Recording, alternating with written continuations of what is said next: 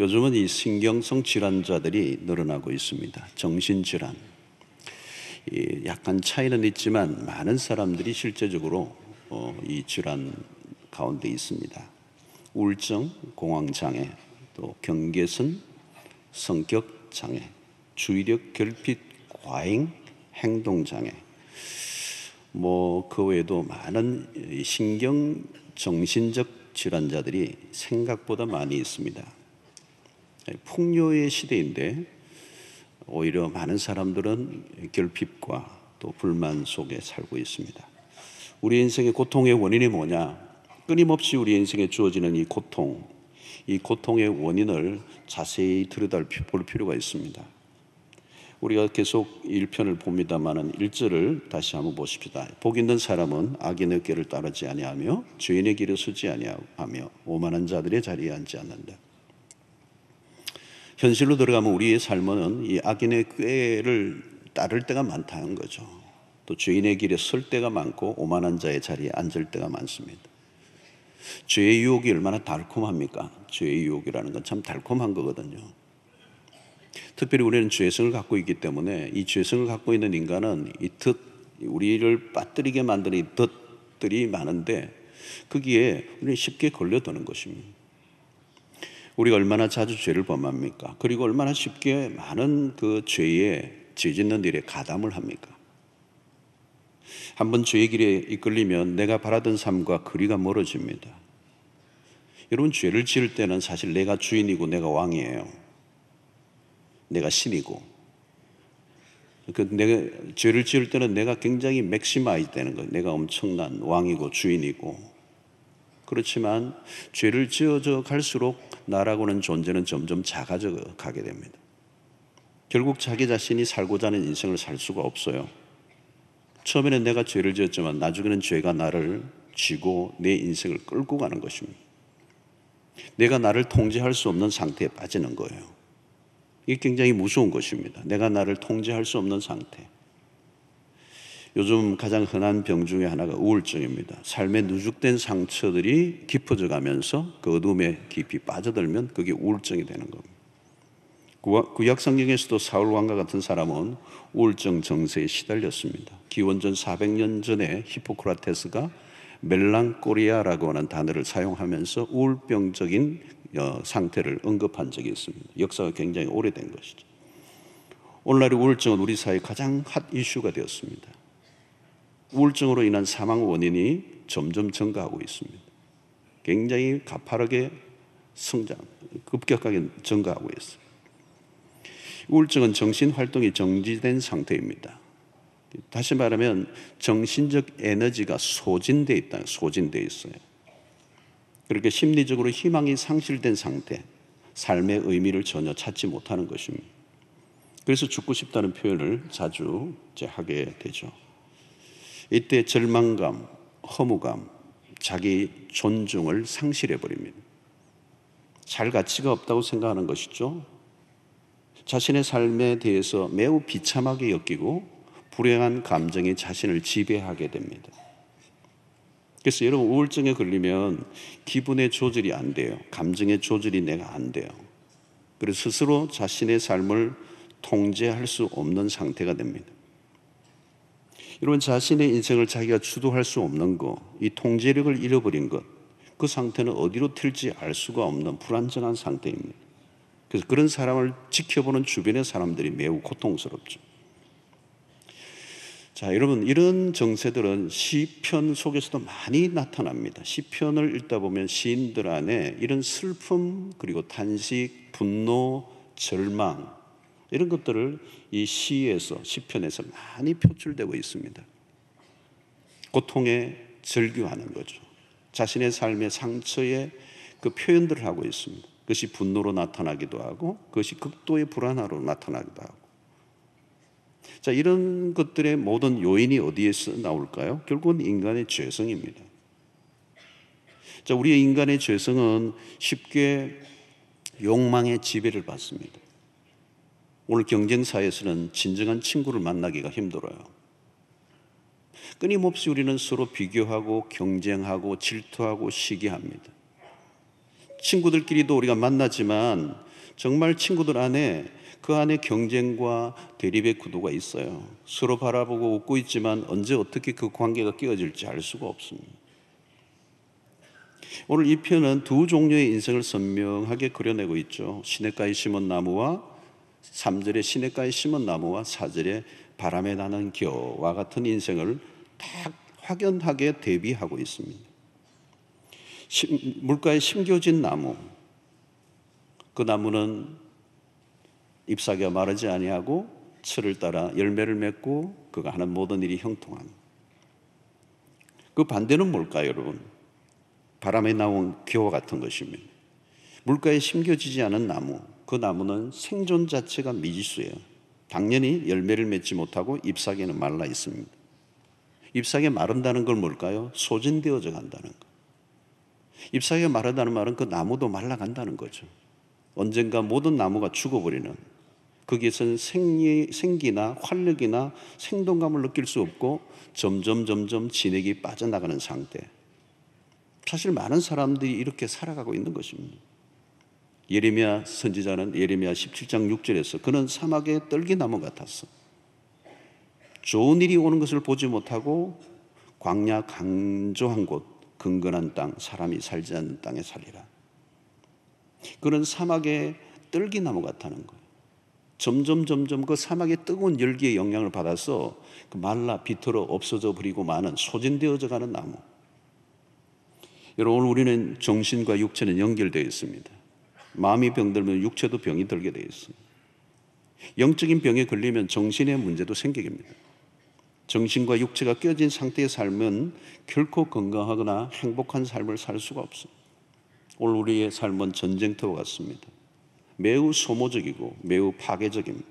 사람들은 바쁘게 살아가긴 하지만 지쳐 있어요. 많은 사람들이 스트레스를 호소합니다. 피로감, 무기력감, 절망감을 호소합니다. 자, 오늘 우리는 이 시편 1편에서 복 있는 사람이 누구인가에 대해서 우리는 주목해야 해요. 문제는 우리가 잘못된 복을 구하고 있다는 것입니다. 그것은 우리 안에 있는 탐욕. 우리 안에 있는 욕심을 처리하지 않으면 반드시 우리는 어떻게 되느냐? 악인의 꾀를 따르고 죄인의 길에 서고 오만한 자의 자리에 앉게 된다는, 필연적으로. 여러분, 우리는 가진 것이 없어 불행한 것이 아니에요. 욕망이 너무 커서 불행한 것입니다. 다른 사람이 나를 괴롭히는 게 아니에요. 내가 나를 닥달하는 거예요. 욕망은 우리를 잠시도 쉬지 못하게 합니다. 아무리 가져도 만족하지 못하는 거예요. 그 정도면 만족할 만한데 만족 안 하는 거예요. 물가에 심겨지 않은 척박한 사막에 겨우 버티고 있는 나무들, 버티고 있긴 하지만 미래가 불투명한 나무들, 그것이 오늘 이 시편 1편에서 너무도 정확하게 보여주고 있습니다. 여러분, 오늘날 세상이 그렇습니다. 외부로부터의 공격을 이겨내지 못하고 소진되고 망가지는 사람들이 많다는 거예요. 이 외부로부터 오는 이 공격이 어떤 것입니까? 오늘 이 세상이 가지고 있는 가치관들, 이 세상이 가지고 있는 문화로부터 오는 압력들, 끊임없이 더 가지라고, 끊임없이 물질 중심적인 세상을 추구하도록 하는 이 세상의 문화에서 오는 그 메시지들, 그 세상의 가치관들, 세상의 사고방식들, 그런 것들이 오늘 믿음 생활하는 우리에게도 끊임없이 공격해서 우리도 이 세상을 똑같이 따라가도록, 그래서 소진되고 망가지는 인생으로 살아가도록 우리를 닥달하고 있다는 거예요. 결국은 땀을 흘리고 애를 쓰지만 초라한 결과에 허무가 밀려오는 거예요. 성과주의에 매달려 죽도록 일을 했는데 손에 쥔 것은 너무 초라해서 우울해지는 겁니다.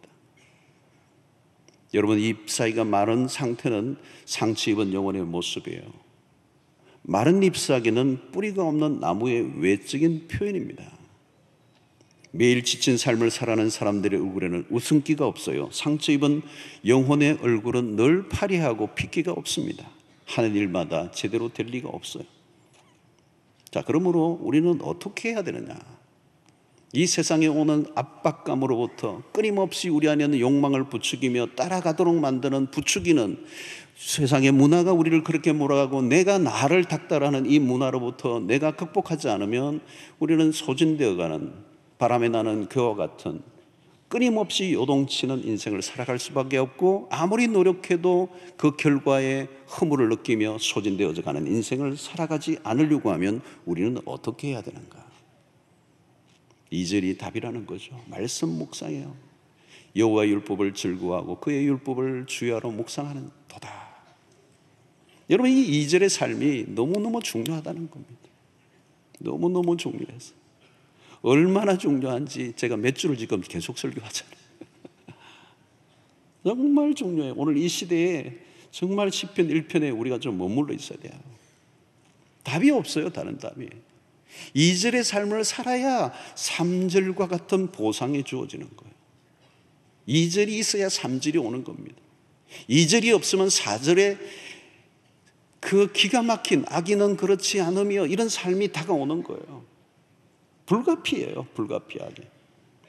그래서 3절의 삶은 복 있는 사람으로서 치유와 회복의 상태를 그려주고 있어요. 자, 너무도 아름다운 그림 있잖아요. 다시 한번 보겠어요. 3절을 보면 그는 시냇가에 심은 나무가 철을 따라 열매를 맺으며 그 잎사귀가 마르지 아니함 같으니 그가 하는 모든 일이 다 형통하리로다. 여러분, 2절과 같이 여호와를 율법을 즐거워하고 묵상하는 자의 삶은 이렇다는 거예요.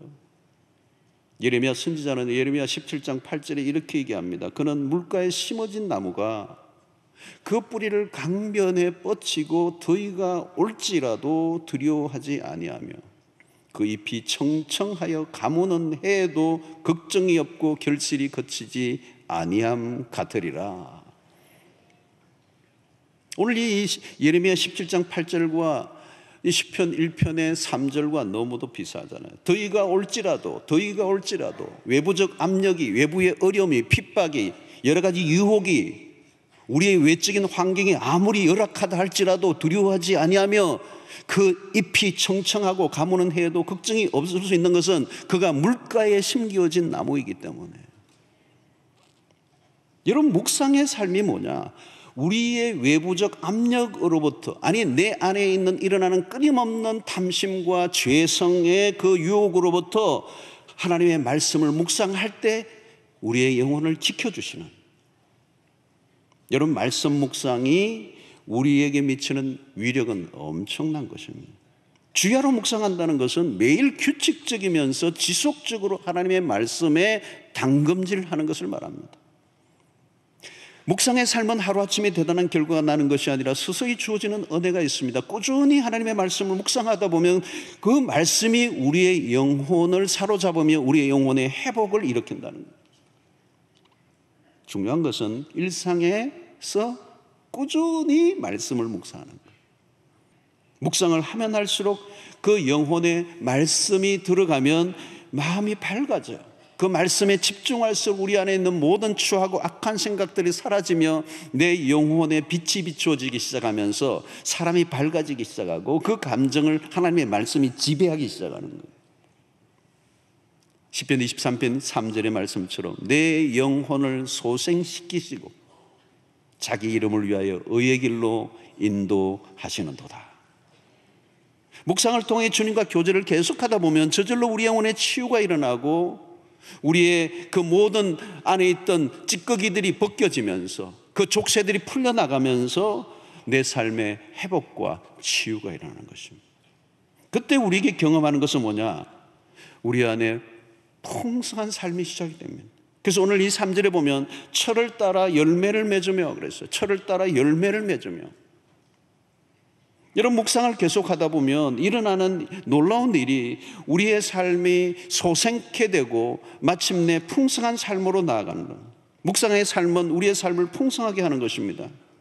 시편 23편 1절을 보면 여호와는 나의 목자시니 내게 부족함이 없으리로다. 요한복음 10장 10절에 보면 도둑이 오는 것을 도둑질하고 죽이고 멸망시키는 것뿐이요 내가 온 것은 양으로 생명을 얻게 하고 더 풍성히 얻게 하려는 것이라. 주님이 우리에게 원하시는 삶은 풍성한 삶입니다. 그저 현실을 버텨내는 정도로 우리를 인도하시는 분이 아니라 우리의 삶이 풍성해지기를 원하십니다. 말씀 묵상이 습관적으로 자리를 잡으면 마음의 변화가 일어나요. 하나님의 말씀이 우리의 생각 안에 스며들면서 우리의 사고방식과 우리의 생각을 바꿔놓습니다. 말씀으로 인하여 존재의 풍성함을 느끼게 되는 것입니다. 여러분, 우리의 소유가 우리의 존재를 풍성하게 하는 거 아닙니다. 우리의 영혼의 만족은 하나님의 말씀으로만 가능한 것입니다. 여러분, 우리 시대를 보십시오. 왜 불행한 사람들이 많습니까? 왜 더 가지려고 안 하십니까? 왜 쉬지를 못합니까? 왜 모두 닥달을 하는 것입니까? 빵의 부족이 아니라 말씀의 부족 때문이라는 거예요. 진리의 부재는 결국 악인의 꾀를 따르고 죄인의 길에 쓰고 오만한 자의 자리에 앉는 삶을 살게 되고, 그럴수록 삶은 더 궁색해질 수밖에 없다는 것입니다. 채워지지 않는 항아리를 채우려고 몸부림을 치다가 소진되어 버리고 만다는 거예요. 죄는 우리의 삶을 풍요롭게 해주지 않아요. 우리의 삶을, 풍요로운 삶을 빼앗아갑니다. 갈수록 삶을 쪼그라들게 만드는 것입니다. 요한복음 15장 7절을 보십시오. 너희가 내 안에 거하고 내 말이 너희 안에 거하면 무엇이든지 원하는 대로 구하라. 그리하면 이루리라.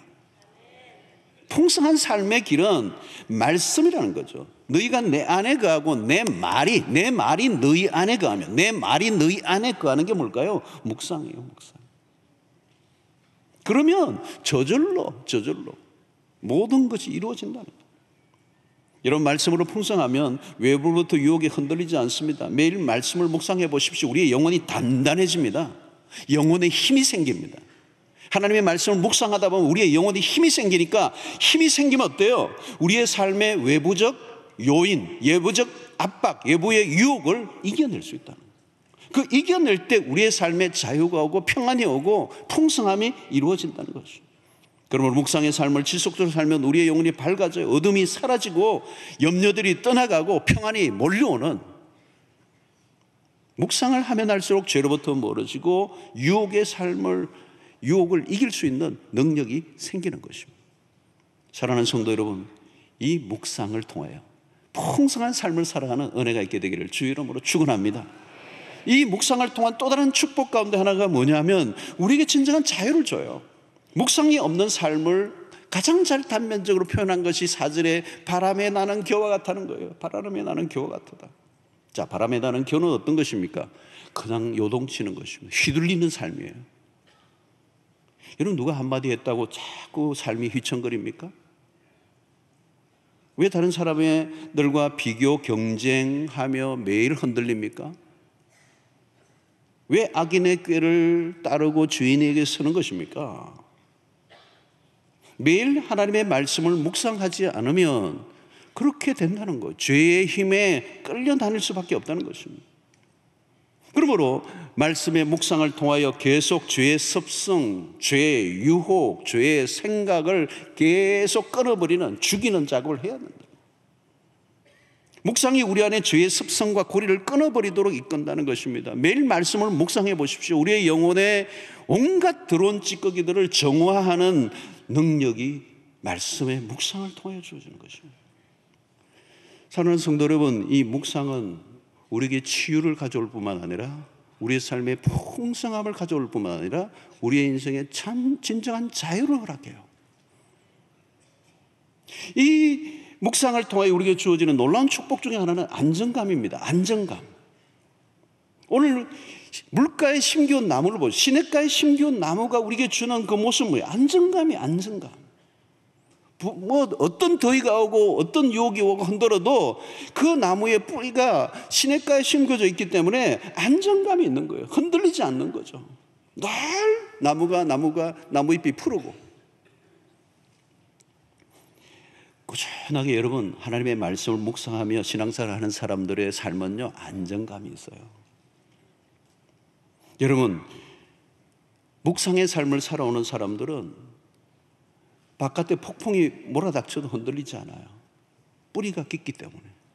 그 뿌리가 어디에 있습니까? 하나님의 말씀에 놓여 있기 때문에. 말씀에 놓여 있는 사람은 다른 사람이 다 죽는다고 야단법석을 떨어도 잠잠해요. 사람들의 소리, 그 요란한 그 소음에 내 인생의 길을 갖다 대고 있는 게 아니라 하나님의 말씀에 내 영혼이 잠잠히 붙들려 있기 때문에 흔들리지 않는 거예요. 누가 무슨 소리를 해도 흔들리지 않는 거예요. 누가 무슨 소리를 해도 흔들리지 않아야 자유의 삶을 사는 거예요. 자유를 누려야 그게 복된 사람이에요. 복된 삶. 그게 형통의 삶이에요. 주변의 사람들에게 휘둘리지 않고 세상의 문화의 가치에 흔들리지 않고 안정된 삶을, 말씀을 따라 살아가면 그 삶이 형통의 삶이고 그 삶을 하나님이 결국은 손을 들어주신다는 거예요. 사랑하는 성도 여러분, 말씀 묵상에 조금만 시간을 한번 내어보세요.